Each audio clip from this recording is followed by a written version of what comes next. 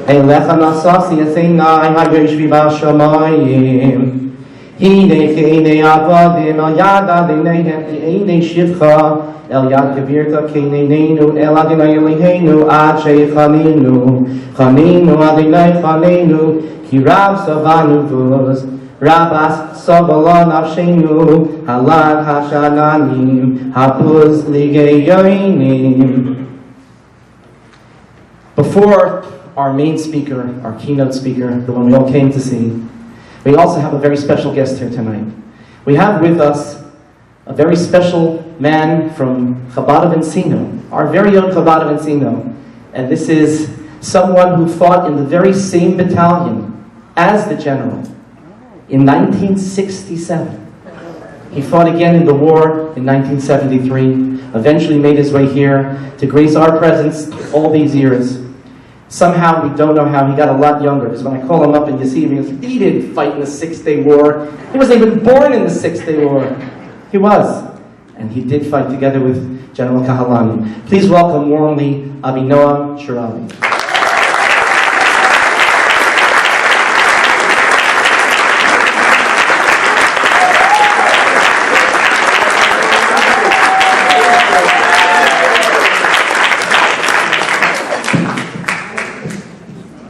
Rabbis, ladies and gentlemen, I speak in English because most of you will speak English here. Avigdor Kahalani is one of my favorite person. When I came to the military in 1965, I believe, he was a lieutenant in the military. I think about after 6 or 7 months after basic training, we married those guys in the base. We took the crane of the pulling the tanks, motors out, and we had a stage, and we picked them up. I forgot which rabbi came and did the chuppah, but it was right in the base of the Gdud Tesha Chativa Sheva, Be'er Sheva. That was many, many years ago. He's only a couple of years older than I think. Can be more, because he was a lieutenant then. Today he's a general, brigadier general. There's a big story between me being in the same tribe he is. In other words, coming in the 60s, mid-60s, going to the military, seeing someone the same as I am, which not many officers at that time were in the same, like Sephardim, Yemenite especially, in the military. So for me, he was just like a flower, something to look at, something to really admire. I don't know if everybody knows Kahalani. He's a big name in Israel. In 1967 war, I think the third day or the second day or the third day, I'm not sure. Many years passed since then. He got injured, and they gave him about probably 15% chance of living. I remember my father was praying for him all the time in the shul, because he was in the hospital for months and months and months, came back, recovered, went, excelled in the military.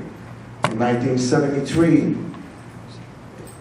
if not this guy, I don't know if the Syrian wanted cutting half of Israel.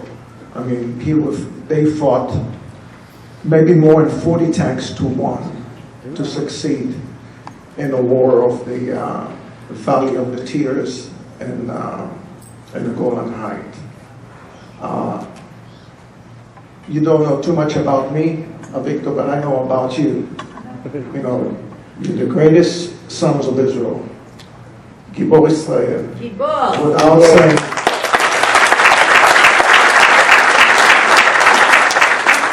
Without saying too much more, I'd like to introduce you to General Avigdor Lebanon.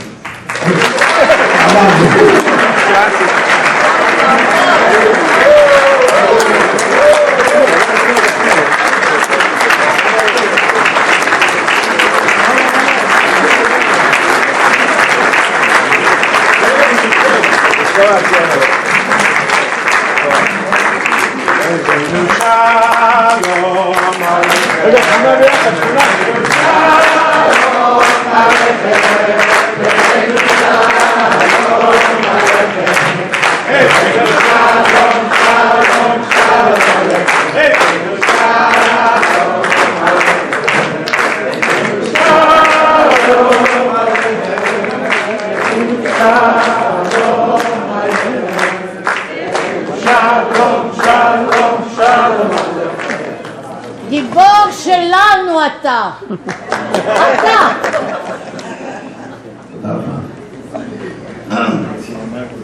ערב טוב.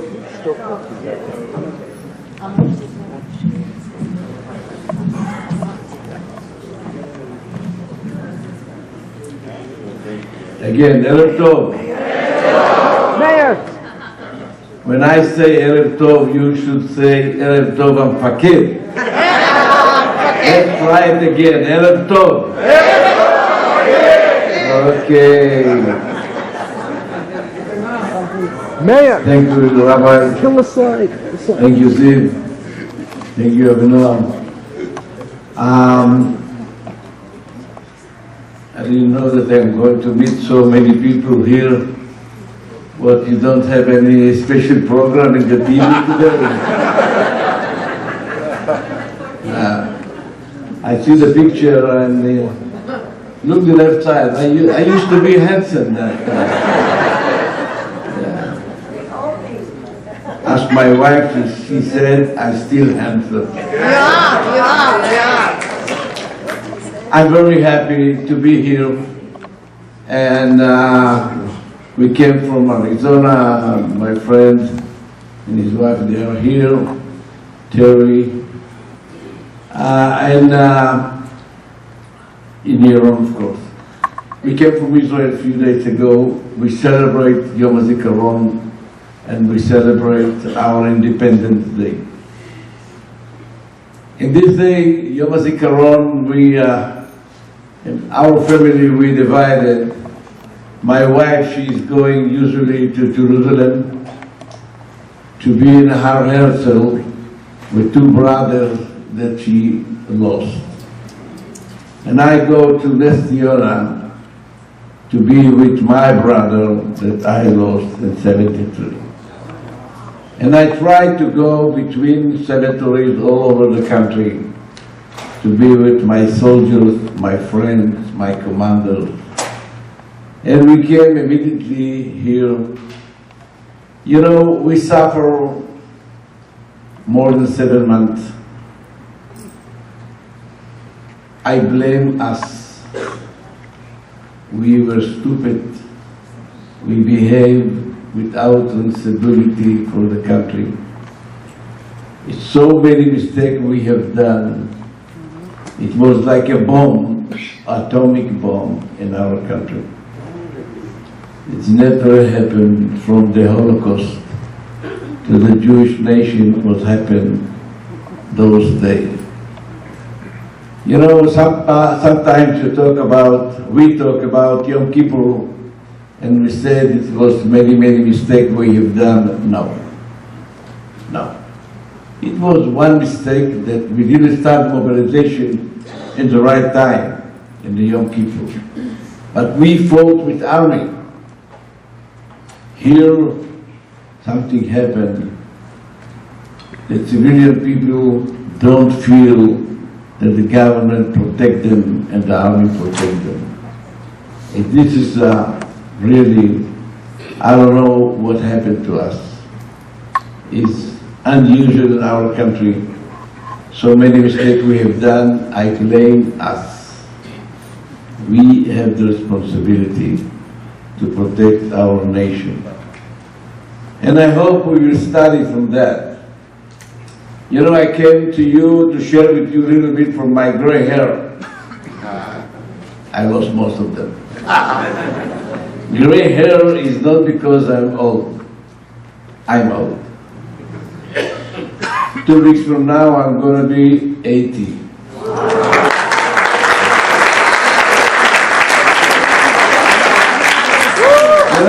I'm looking good because I'm Yemenite. Yeah. And my wife and me, We got married in the 1st of June, 66. It means 58 years we together. We still together because we got married in the top of the tank. And that is the reason. A little bit about my roots. I know that some people talk between said that this man comes from Mexico. What's going on? No, I'm not Mexican. No, I'm not from Cuba. No. I'm Yemenite. My parents, they came to Israel 90 years ago, 1925. My father and my mother, they were a baby. They grew up in Tel Aviv. In 36 was Intifada in Tel Aviv, in Israel. And they ran away to Ness Tziyona. Their name is Wadi Hanin. Wali Hanin is Rose. And I was born there. The name on my document is Palestine. In 1944, 16th of June. Behind my house we have a neighborhood, Arab neighborhood.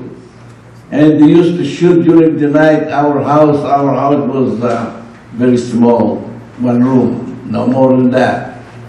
And the kitchen was outside, the restroom was outside. If you go to the restroom during the night, you got Gibor Israel. Because it was close to the Arab neighborhood. Ben-Gurion decided to declare Israel like a nation, like a state, in 14 of May. Yes, you're right. I tried to ask questions because some of you maybe was going to sleep now. And this moment, 7 countries attack Israel. And we accept what the UN decided in 47. And Ben-Gurion said, let's do it with this way, even in small country that they promise us. And my father, he was in the Palmah and the 5th battalion, fought near Jerusalem, and he fought, and I was in kindergarten. When he came back, he said, my son, my oldest son, it's me, I gave you a present. Ask him, which kind of present you gave me? He said, you have a homeland. You have a flag. We have ceasefire. And you know, we used to pray all the time in the synagogue. It was written in our Bible, it's going to be quiet. How long, brother? 40 years. And we have a joke in our country, just give us 2 weeks quiet. And he promised me 40 years quiet. When he promised me 40 years quiet, he didn't know that he's going to fight again in 56, Sinai War. And he didn't know that he is going to fight again in 67 with me. And he was close to El Arish, the capital of Sinai, and he found the tank in the front of him on fire. Said, oh, I'm sorry for the crew. He didn't know that I was there. He didn't know that he's going to fight again 69, 17 in the Suez Canal. And what he didn't know then is he's going to fight in 73 with 3 children. Wow. His children. 2 of them didn't born when he fought already for the country. One of them didn't come back. I'm not naive, like my father used to. He wasn't so naive. But, you know, he had a dream after the Holocaust. It's going to be quiet. We have 3 children, 2 boys, both of them tank commander. My daughter, she served in the Army Corps. My grandchildren, they serve in the army now.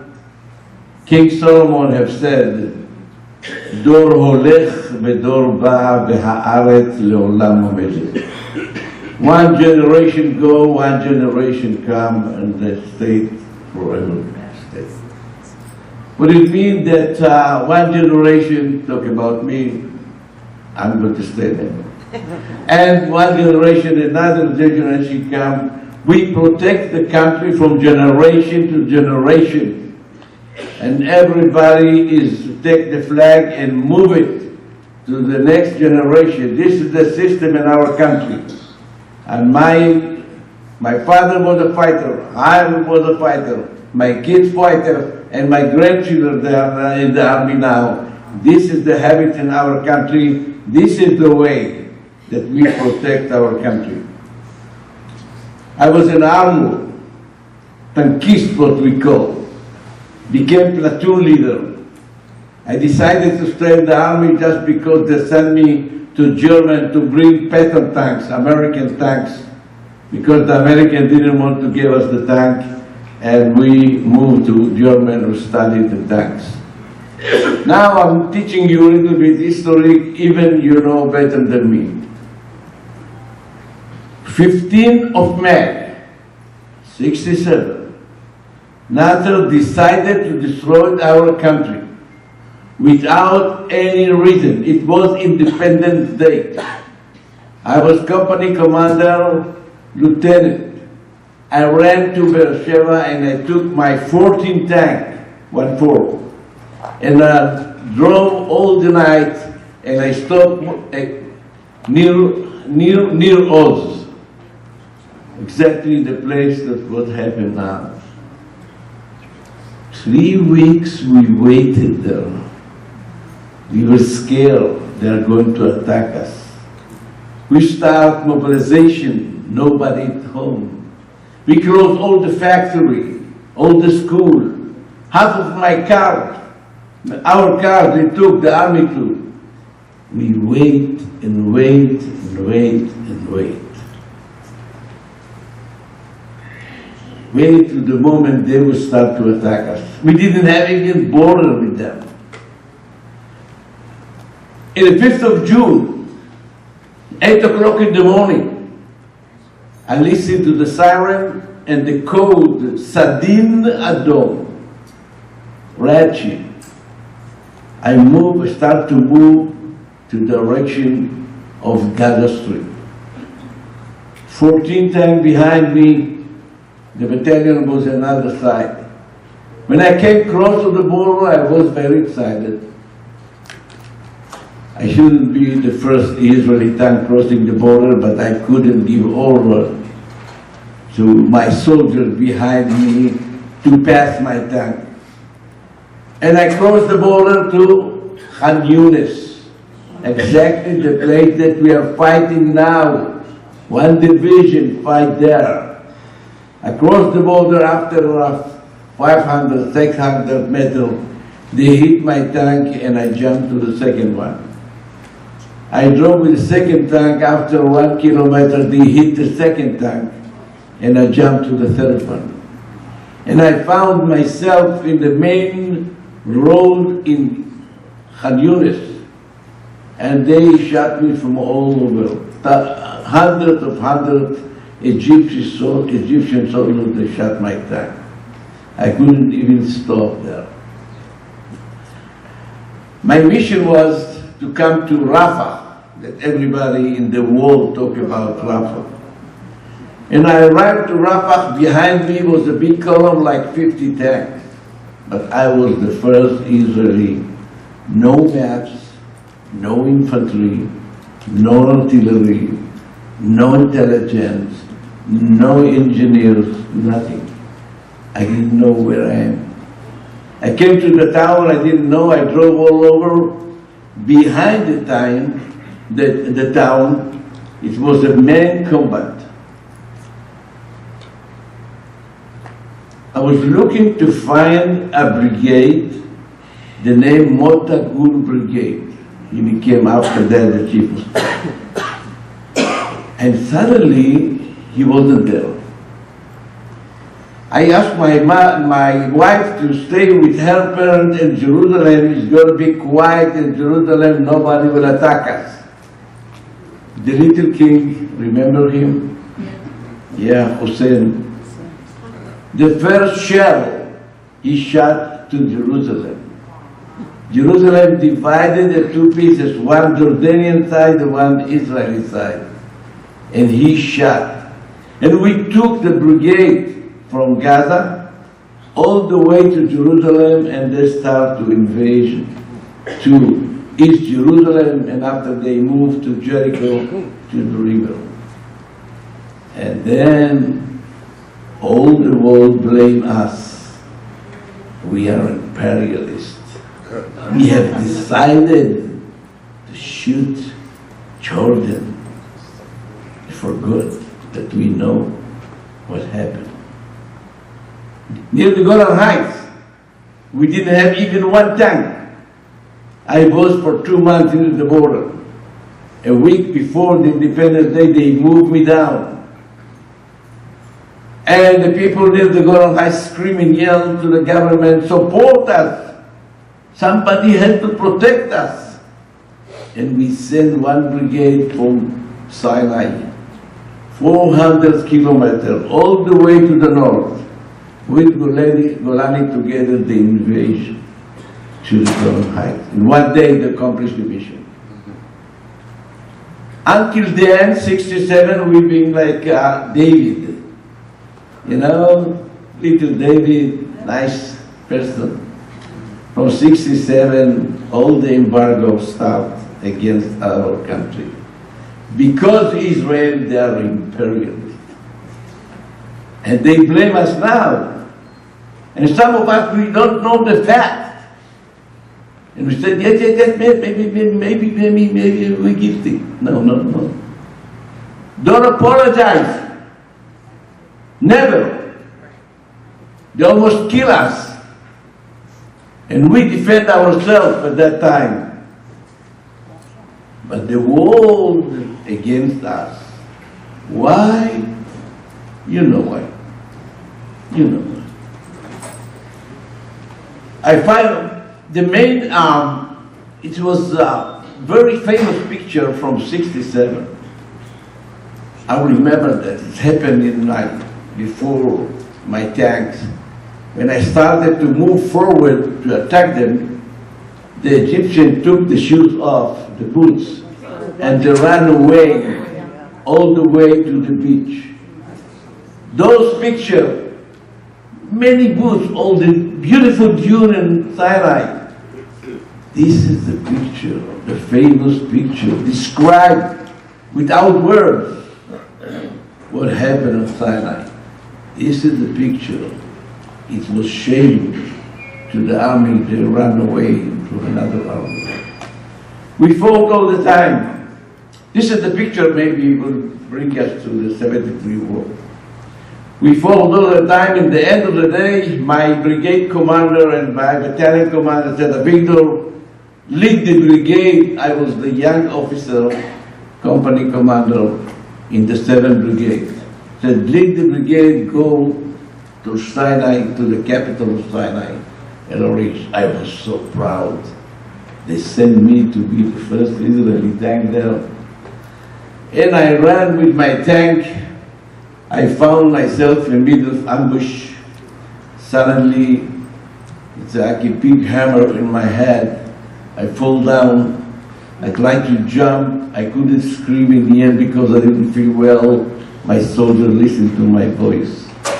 And I tried to jump and I fell down. I tried to jump and I fell down. And then I say shalom to the world. And I called to somebody. To whom I called?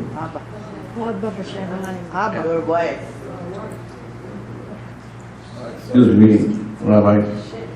In this moment, we have one God. His name is Ima. I called to my mother. I called, Ima. She listened to me. And I jumped from the tank. I was like a big toad. Lay down, put sand on my body. And after that, I had to run from this area. After 7 hours, I ran to the hospital. And the doctor said to the nurse, right, 60%, 60 degrees, 30 degrees. and we don't know what is that. Third degree, you should take skin from one area to another area. And they told to my parents and my wife, at that time she was pregnant, 7 months, said, we are not sure that he's so right. We don't know how to save people with 60%. And I was in a hospital a year, 12 operations. They took skin from my hand, and put in my back, in my leg. Can you see that I was on fire? No, because I'm clever. Nothing happened to my face. I have some problem. When I scratch my leg, I feel my hand.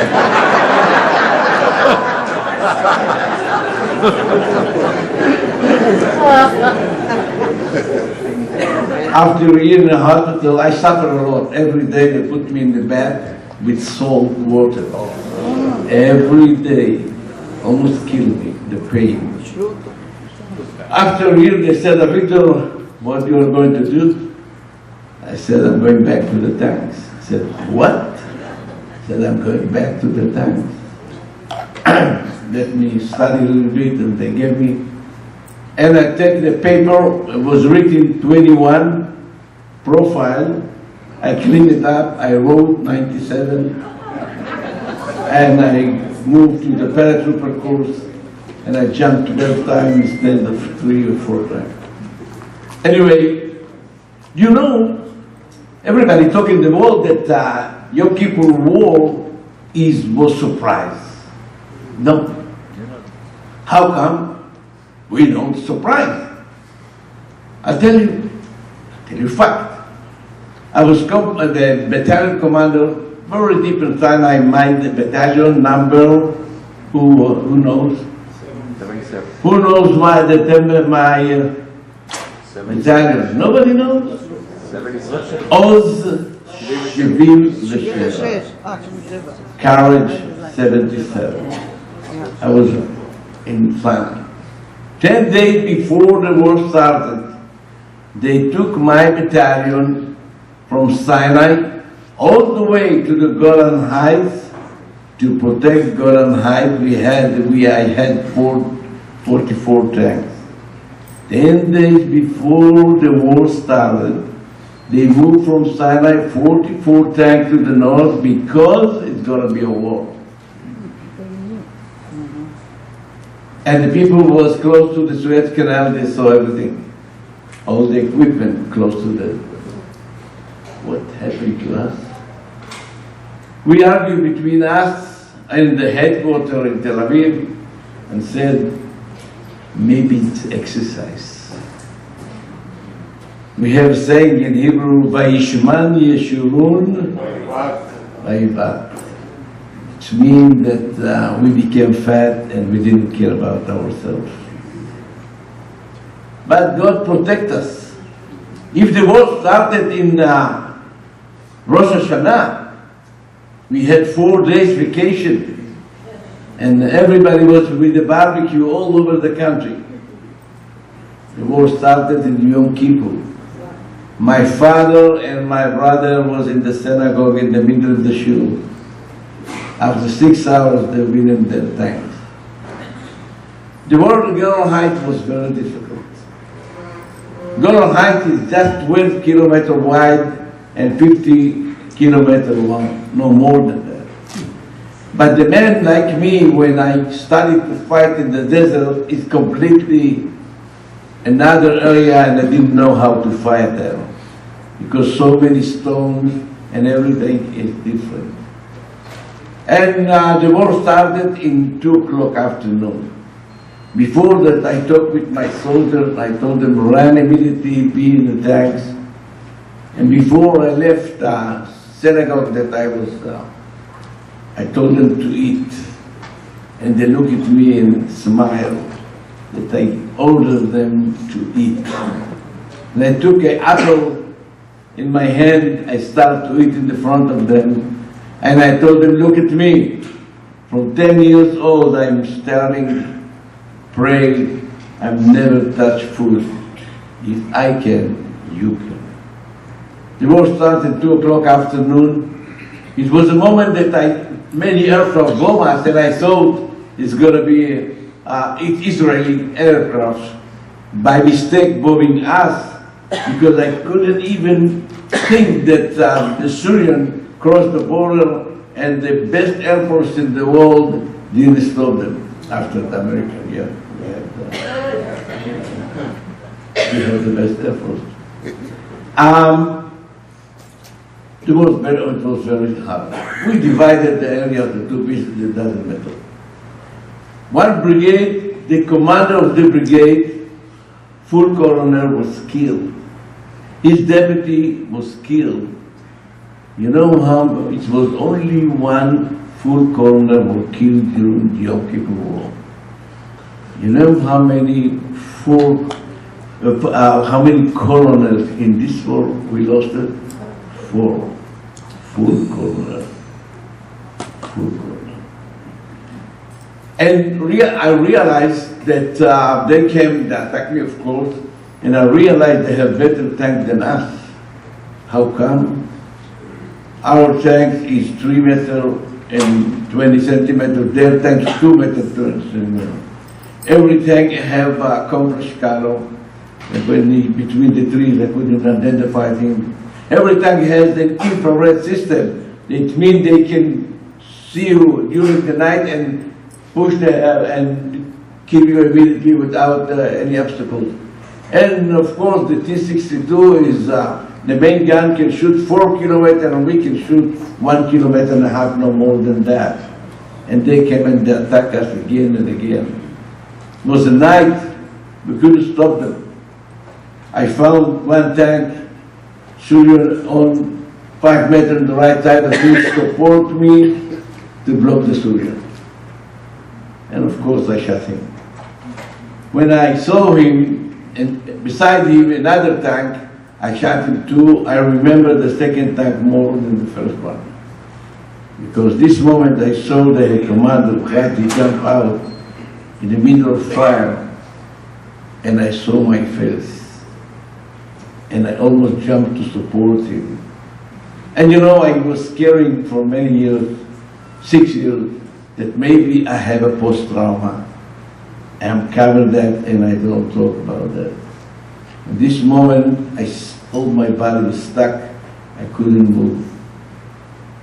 I changed, I moved my face, and I continued. In the first day, in the morning, they came 130 tanks. We been like 12 tanks, no more than that, in this area. And suddenly I saw most of my commander was killed. We're done behind the ramp or hills. When they shoot us, they killed the commander, and I lost most of my commander. 77 Battalion is the battalion that he was near the fence, now in Gaza Street. 77, that same battalion that I command. Of course, I'm part of this battalion for 50 years. With all the parents, all the commanders came to my house, of course. This battalion lost twice soldiers than I lost in Yom Kippur War. And 90% of my soldiers that were killed is commanders. I lost most of my commanders during the war. In the first day, we lost in the Golan Heights more than 25 aircraft. And they came and bombed us. They bombed my tanks and almost killed me a few times. And we try to protect ourselves. We don't have umbrella against Air Force.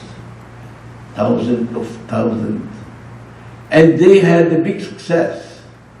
In one day, they accomplished their mission, almost 2/3 of Golan Heights, the invasion, and they were ready maybe to go to the Galilee.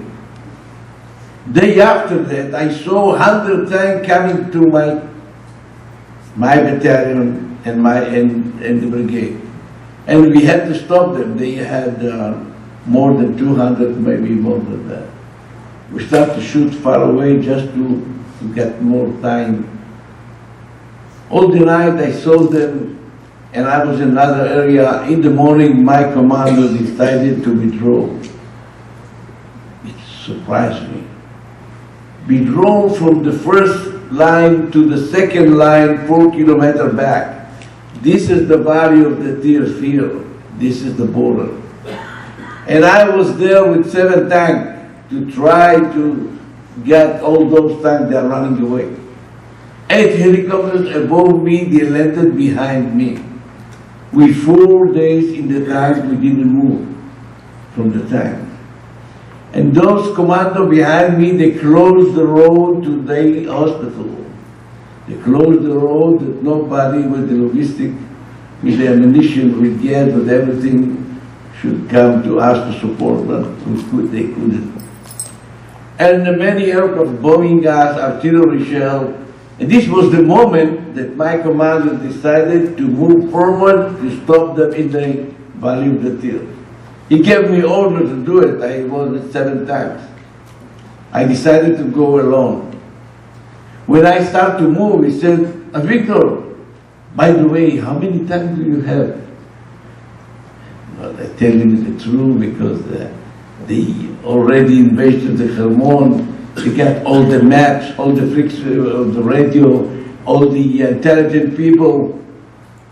And I told him, look, I'm going to give you a message in Lashon Saginaor. You know that? Yeah. Lashon Saginaor, we used to live in Bavel. Bavel is Iraq. In Bavel, we used to talk Aramit, no Arabit, Aramit. Lashon Saginaor, I'm going to lie you. Opposite. And I said, here is Avigdor, I have with me 40 tanks for all. No, I got another one. 41 tanks, I'm ready and I'm starting to move to block them. And I was alone with my tank. And I tried to move to the hills and I couldn't because all the hills already, I found tanks. I moved to the left side. And I found myself like this whole 4 tanks in the front of me.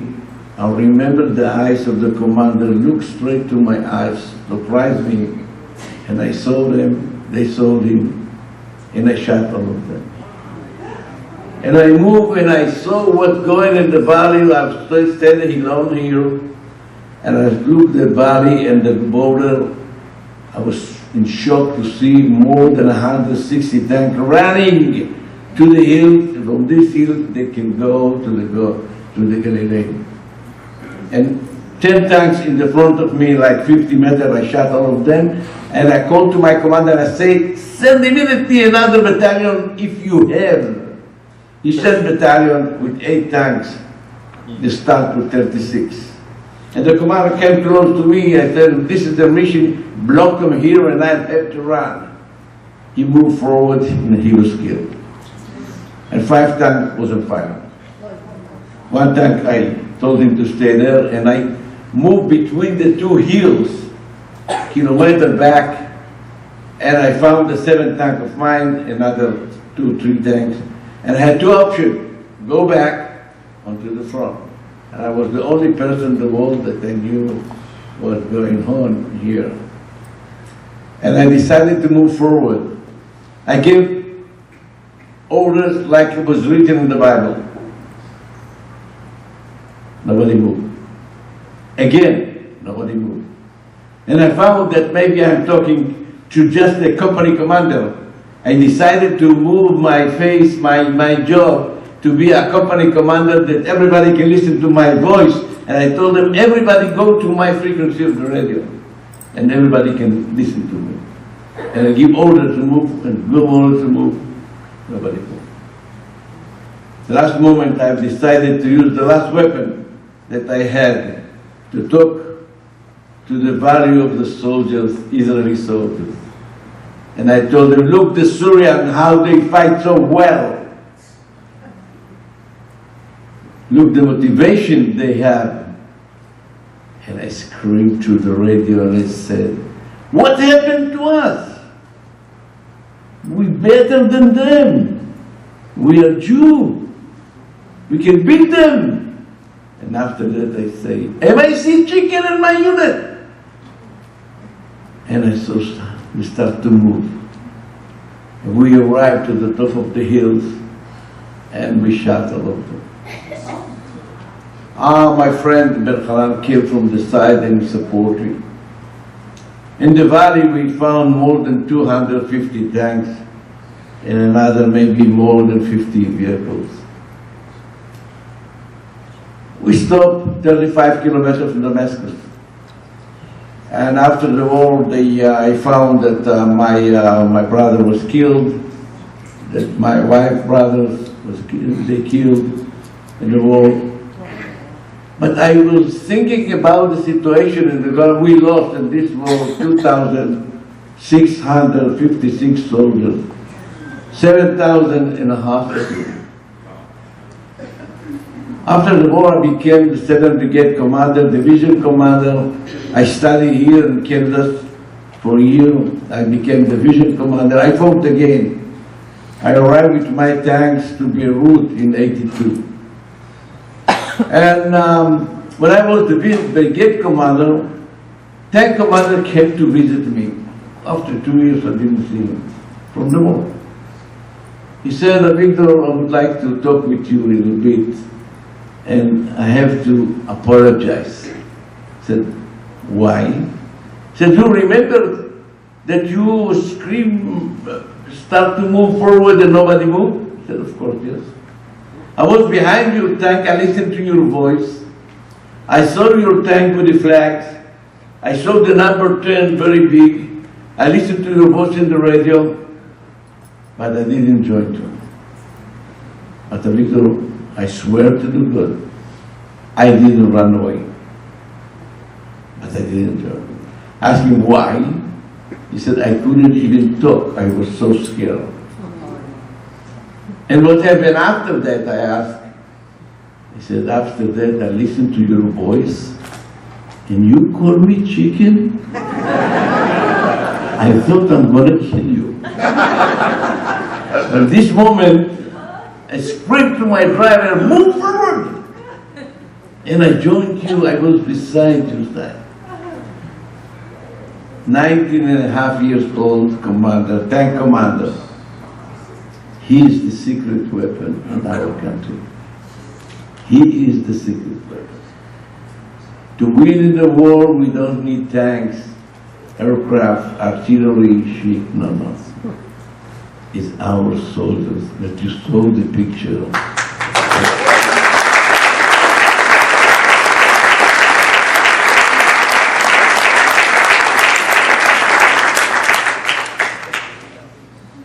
This soldier, 9.5 years old, he feels shame not to participate and to join. Shame more the fear from the death. And he starts to move forward. He feels shame. My friends, the moment that can be that we will not feel shame in our country, we will lose the country. Every soldier should know, and every person should know, one day he will hold the flag in the country in the hand and protect the country. If we are not feel shame not to do it, if something happened to our education system. From the kindergarten we teach our kids. My mother, she used to tell me when I small child, said, one day you're going to be a soldier. One day you're going to protect. One day you're going to replace your father. This is exactly what we say to our kids. And this comes from generation to generation. You know, now I'm looking to the world.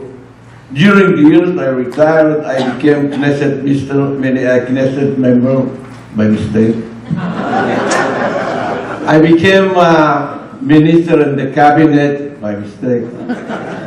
I'm joking. I built my party, Third Way, and I was Minister of Homeland Security in the cabinet.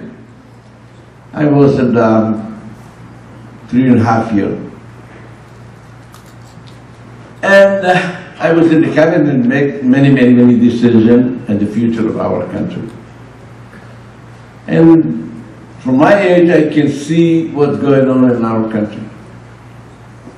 And I can see the world. You know, I grew up with a picture from the Holocaust. I remember. And when we say never, never, I feel it. Never is going to be happen again. And I grew up and I knew one day I'm going to be a soldier. Even I had some medical profile problems, but I knew that I'm going to win. This is the way that we teach our new generation. Now we are going back to the world. And remember the day, the 15th of May, 67, or 5th of May, that from this world, this time the world said, you guilty about us. You imperialist about us. We will start embargo against you about us. You're imperialist, you want to capture the world. Us. And we apologize. Sorry. My friends, look what happened in the university here, close to you. It's a shame. Don't be naive. I didn't come here to teach you. No, I don't know. This is not my job, my duty. But I know some friends, they took the mezuzah out of the... I want to kill him. Don't be naive. They hate us. They never will find a way how to live together with us. Who support them, the Gaza Strip? Who gave them 20,000 people working in Israel every day? Who gave them the food every day? Who gave them the gas every day? Who gave them electricity every day? Who gave them the phone every day? Who gave them the water every day? We did it.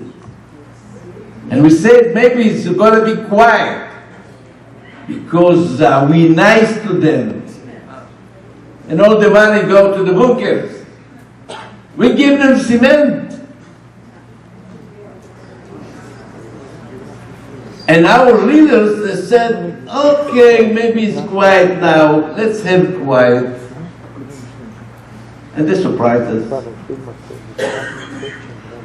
Look at Europe. Europe is, I was a few months ago, no, a year ago, in Champs-Élysées. Do you know Champs-Élysées? Paris. Yeah. They closed the Champs-Élysées in the middle of the day and they pray. Belgium, we lost it. Netherlands lost it. In England, 40 mayors already for all the Muslims. And we are naive. You see, didn't even small thought about that you're going to suffer. I'm talking to you. You're going to suffer from them hand. And I write a book to see what they're playing. You should read it. You should read it. Don't be naive. Protect yourself. If you want me, I'll come with the tanks.